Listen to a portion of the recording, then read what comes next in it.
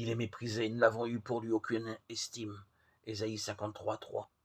Dans le monde actuel, le terme estime est souvent complété par les mots de soi. Le manque d'estime de soi est devenu un souci majeur. On nous dit qu'il figure parmi les 10 premiers problèmes auxquels font face les adolescents et qu'il affecte aussi beaucoup les performances des adultes. Les chrétiens ne savent pas très bien comment s'accorder avec tout cela. Certains voient cette estime de soi-même comme essentielle pour une vie fructueuse, tandis que d'autres la considèrent comme favorisant ce qui en réalité doit être abaissé, c'est-à-dire le moi, l'ego. Le dictionnaire définit ainsi l'estime de soi. Appréciation, opinion favorable qu'on porte sur soi. Il désigne ce terme comme étant synonyme d'orgueil lorsqu'il devient excessif. Dans la Bible, le mot traduit par estime sous-entend habituellement la pensée de considération, d'égard, d'attention, de déférence. Voyons quelques-uns des versets où apparaissent ce terme ou ces notions.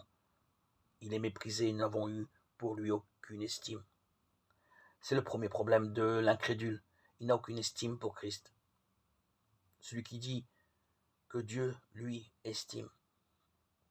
Par le même prophète, Ésaïe, Dieu déclare: voici mon serviteur, mon élu en qui mon âme trouve son plaisir.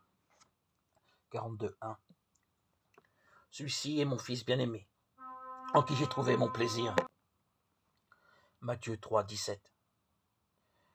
Que dans l'humilité l'un estime l'autre supérieur à lui-même, chacun en ne regardant pas ce qui est à lui, mais chacun aussi à ce qui est aux autres. Philippiens 2, 3, 4. C'est l'un des nombreux passages qui nous encouragent à estimer les autres, plutôt que de tout ramener à nous-mêmes.